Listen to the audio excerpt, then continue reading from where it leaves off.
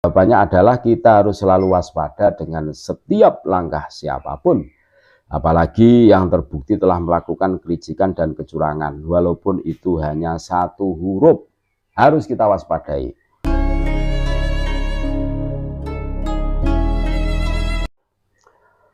Assalamualaikum warahmatullahi wabarakatuh. Alhamdulillah wassalatu wassalamu ala Rasulillah Muhammad ibn Abdullah alladzi la nabiyya ba'dah. Wa sholli wa sallim ala sayyidina Muhammad wa ala ali sayyidina Muhammad, amma ba'd.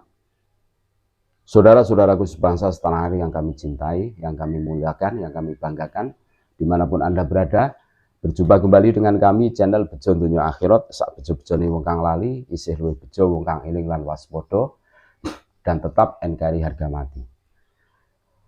Ini ada tulisan dari KRT Fakih Wirahadiningrat. Ini menarik ini. Pak Alawi dan Rohingya, kebajikan Nusantara yang disalahgunakan para imigran. Tentunya kita baru tersadarkan bahwa pengungsi Rohingya yang dulu ditolak oleh Pak Jokowi ternyata benar. Itu biang masalah ini. Jangan anggap kebaikan orang sebagai kebodohan yang bisa dimanfaatkan. Karena di saat orang baik itu terlihat bodoh, sesungguhnya ia sedang menilaimu. Oktamelia Sasmita Atmaja. Jadi jangan anggap orang baik itu bodoh. Justru karena terlihat bodoh itu sebenarnya mau menilai, mengoreksi kalian itu seperti apa tabiatnya. Mengapa kami yang biasa menulis para imigran Yaman Pak Alawi kini dengan Pak Alwi? Jawabannya adalah kita harus selalu waspada dengan setiap langkah siapapun, apalagi yang terbukti telah melakukan kelicikan dan kecurangan, walaupun itu hanya satu huruf, harus kita waspadai. Terlepas nama datuk mereka Kang Alwi bin Mang Ubed itu ada atau tidak, tetapi memang nama leluhurnya adalah Alwi, dan itu diambil nama burung di Hadramaut, Yaman. Dan penisbatan ini mereka akui sendiri dan mudah ditemukan di dalam banyak sumber atau literatur. Namun tiba-tiba dengan ditambah huruf A yaitu Alawi, maka menjadi bentuk jamak dari seluruh keturunan Ali, di mana melalui putranya Hasan dan Husain hasil pernikahan Ali dengan Fatimah binti Muhammad SAW. Berikutnya kerancuan itu semakin parah dengan memakai nama Alawi. Setidaknya ada dua hal yang menjadi bias dan rancu. Lembaga Robito Alawiyah 1928 yang lucunya hanya ada di Indonesia, seolah hadir sebagai lembaga yang berhak mencatat nama keturunan Ali bin Abi Thalib.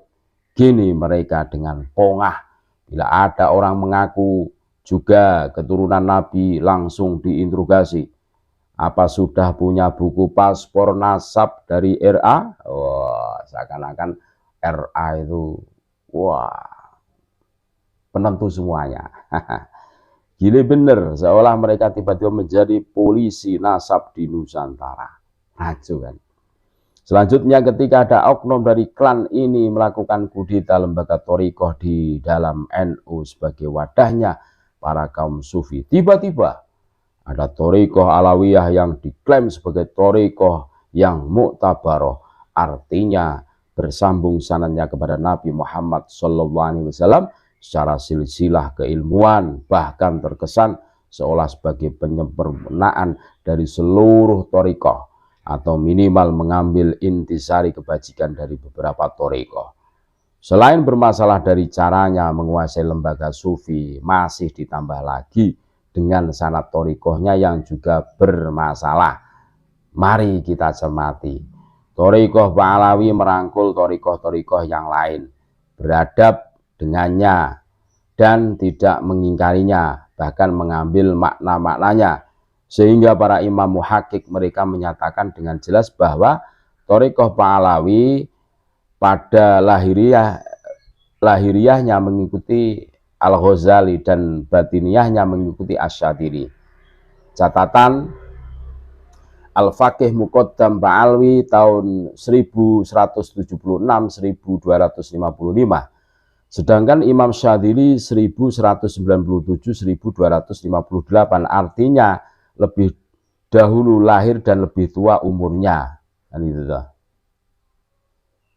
Semoga yang lebih tua pernah berguru ke yang lebih muda dan pernah menempuh perjalanan panjang dari Tarim ke Maghrib.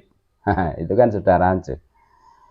Thariqah Sadaf Alawi memiliki keistimewaan dengan menjauhkan diri dari penampilan yang berlebihan sebagaimana yang terdapat pada sebagian thariqah tasawuf.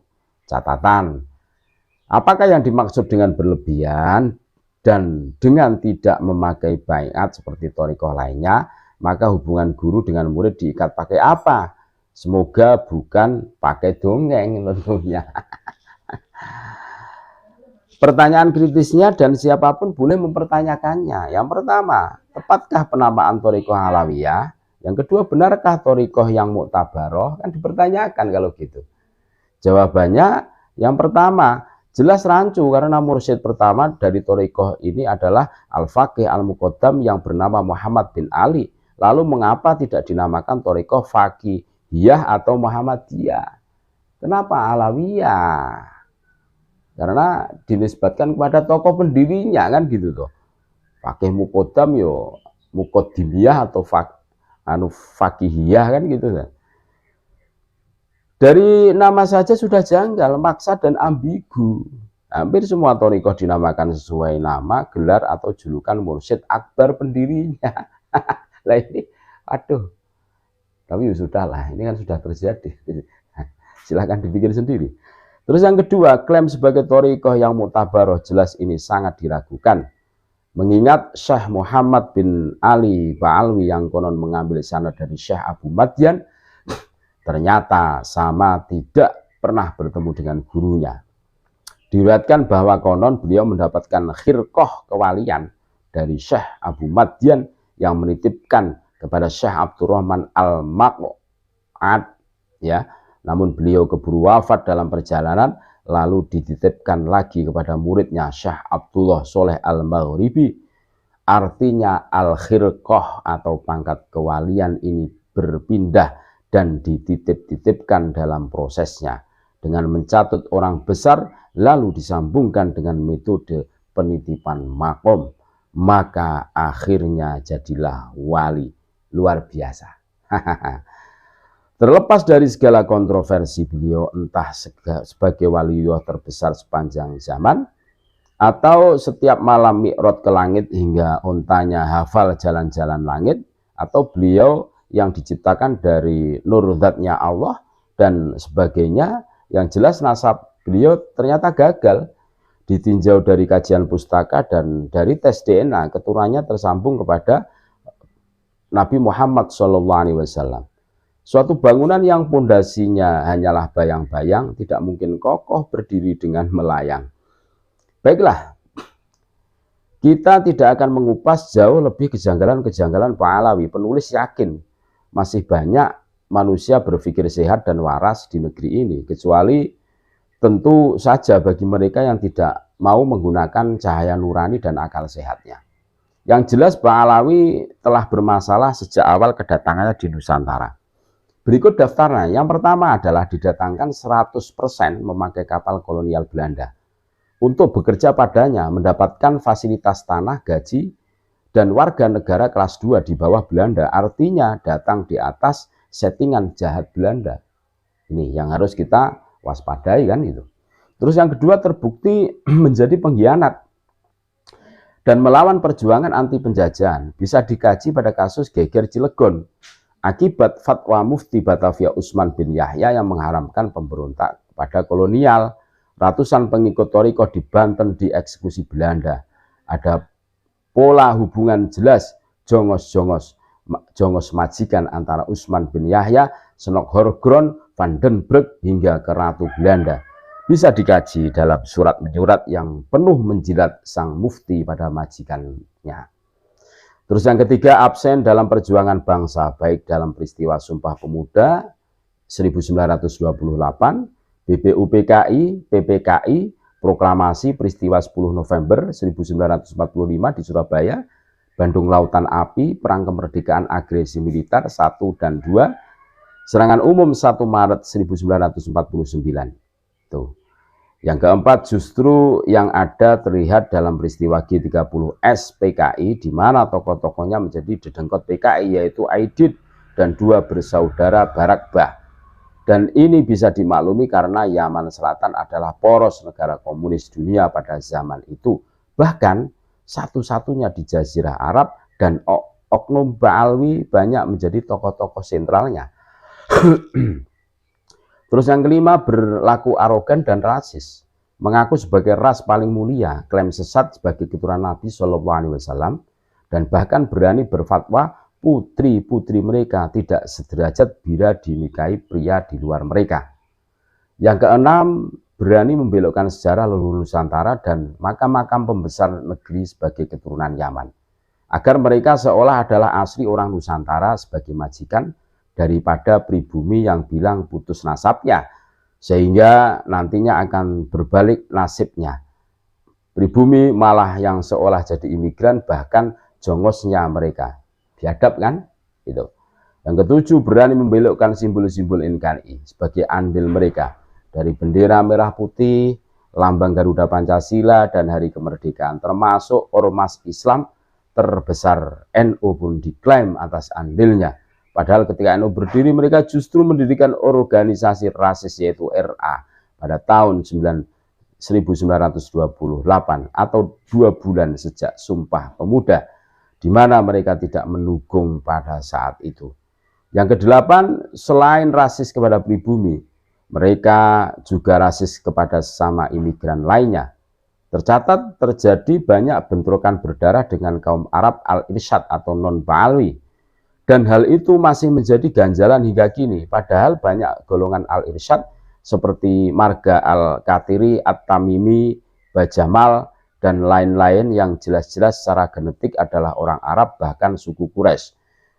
Sukunya Nabi Muhammad SAW secara Y-DNA adalah J1L859, bandingkan dengan Ba'alwi yang Arab saja bukan, karena berhaplogrup Y-DNA G2 PF3296, Yahudi Kaukasia. Yahudi bukan keturunan Ibrahim alias Yahudi abal-abal. Yang kesembilan, terlibat dalam berbagai kegiatan radikalisme, bahkan berideologi yang melawan Pancasila dan mengancam keutuhan NKRI. Contohnya organisasi terlarang FPI, Front Pembela Islam, yang pro khilafah ala Londoniyah HTI, dan mendukung ISIS, teroris proksi Zionis yang meluluh lantakan Irak dan Syria. Artinya, sebagai imigran mereka telah begitu kelewat batas, memanfaatkan kebajikan warga Nusantara dengan segala keramah tamahan. Air susu dibalas air tuba, namun camkanlah bangsa yang ramah dan sopan santun ini sebenarnya tidaklah sebodoh yang dikira. Keramahan yang bila disakiti sebenarnya memendam bara laksana api dalam sekam. Ingatlah bangsa-bangsa yang harus dibubarkan momentum lebaran untuk bermaafan tiap tahun. Dan ingatlah bahwa banyak tarian di negeri ini yang memakai atribut topeng. Siapa yang mengira di balik wajah yang tersenyum sedang menyeringai marah? Maka berhati-hatilah wahai imigran, bangsa yang ramah ini sebenarnya sedang menilaimu, dan pada akhirnya pasti akan mengambil kesimpulan. Hati-hatilah kepada manusia yang sabar dan ramah. Ketika hal tersebut telah hilang, Anda akan kaget melihat wajah yang berbeda. Semoga hal itu tidak pernah terjadi dan kaum imigran mau insaf dan mengakhiri segala arogansinya. Di mana bumi dibijak, di situ langit dijunjung. Di mana kita berada, di situ kita harus menempati diri dengan sebaik-baiknya. Terima kasih. Tetap NKRI harga mati. Wassalamualaikum warahmatullahi wabarakatuh.